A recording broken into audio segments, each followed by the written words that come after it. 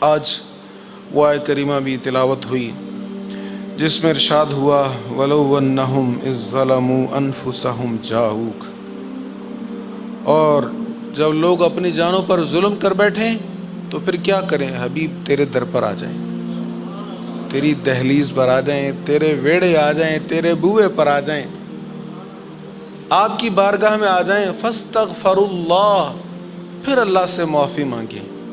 اللہ سے معافی تو کہیں بھی مانگ سکتے ہیں نا، نحن اقرب الیہ من حبل الورید، وہ تو رگ جان سے بھی زیادہ قریب ہے۔ اس نے خود کہا وَإِذَا سَأَلَكَ عِبَادِي عَنِّي فَإِنِّي قَرِيب، اے میرے حبیب لوگ میرے بارے میں پوچھتے ہیں نا میں کہاں ہوں، تو آپ کہیں میں قریب ہوں۔ وہ قریب ہے، جہاں سے بھی پکاریں گے وہ سنتا ہے۔ لیکن وہ فرماتا ہے جب تمہیں لگے نا کہ گناہ بہت ہو گئے ہیں اور بخشش چاہیے اور معاملہ بڑا کٹھن ہے، تو پھر ادھر ادھر کہیں جانے کی ضرورت نہیں ہے، میرے حبیب کے در پر آ جانا۔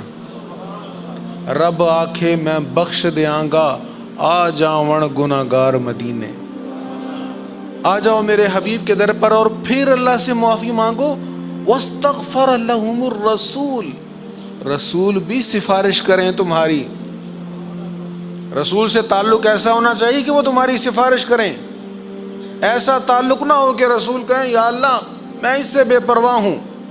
رسول سے گہرا تعلق غلامی والا ہونا چاہیے، مجھ سے معافی مانگو اور رسول بھی تمہاری سفارش کریں۔ جب حبیب تمہاری سفارش کر دیں گے نا تو پھر لَوَجَدُ اللَّهَ تَوَّابًا رَحِيمًا، پھر ضرور اللہ تعالیٰ کو تم توبہ قبول کرنے والا اور مہربان پاؤ گے۔ فَلَا وَرَبِّكَ لَا يُؤْمِنُونَ حَتَّى يُحَكِّمُوكَ فِي مَا شَجَرَ بَيْنَهُمْ، تو اے رسول آپ کے رب ہونے کی قسم، کیسا محبت بھرا جملہ ہے۔ اللہ تعالیٰ اپنے حبیب علیہ السلام سے فرما رہا ہے، اللہ تعالیٰ جو ساری کائنات کا رب ہے، کعبے کا بھی رب ہے، عرش کا بھی رب ہے، وہ اپنے رب ہونے کی نسبت نہ کعبے کی طرف فرما رہا ہے نہ عرش کی طرف فرما رہا ہے۔ وہ فرما سکتا تھا مجھے کعبے کا رب ہونے کی قسم، مجھے عرش کا رب ہونے کی قسم، اس نے کہا نہیں ابھی مجھے تیرا رب ہونے کی قسم، تیرا رب ہونے کی قسم۔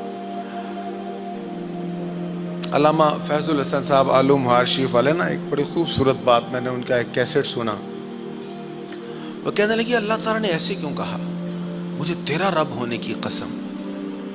وہ کہتے ہیں اس لیے کہ آپ کسی معمار سے پوچھیں، کسی سے آپ نے کام کروانا ہو، کسی راج سے معمار سے آپ پوچھیں، مثال دے کر سمجھاتے ہیں، تو آپ کہیں گے تم سے کام کروانا ہے لیکن پتہ نہیں ہے تمہارا ہاتھ کیسا ہے، کوئی پہلے کام کیا ہے تو بتاؤ کون سا کام کیا ہے؟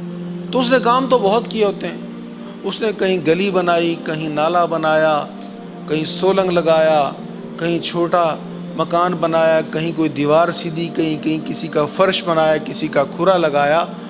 لیکن جب آپ اس سے پوچھیں گے نا بتا تو کیسا فنکار ہے، تو پھر وہ گلی اور چھوٹی موٹی دیواریں نہیں دکھائے گا، وہ اپنا بڑا کام دکھائے گا۔ وہ کہے گا دیکھو میں وہ ہوں جس نے وہ شہر کی عظیم الشان مسجد کا وہ بلند مینار بنایا۔ یہ فنکار جو ہوتا ہے نا، جب اپنا تعارف کرواتا ہے تو اپنی تخلیق کے بہترین شاہکار کو پیش کرتا ہے کہ میں وہ ہوں جس نے یہ حسین چیز بنائی ہے۔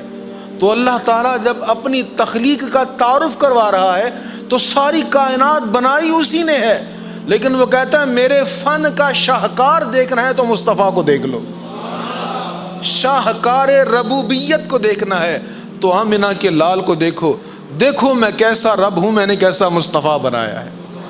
سبحان اللہ۔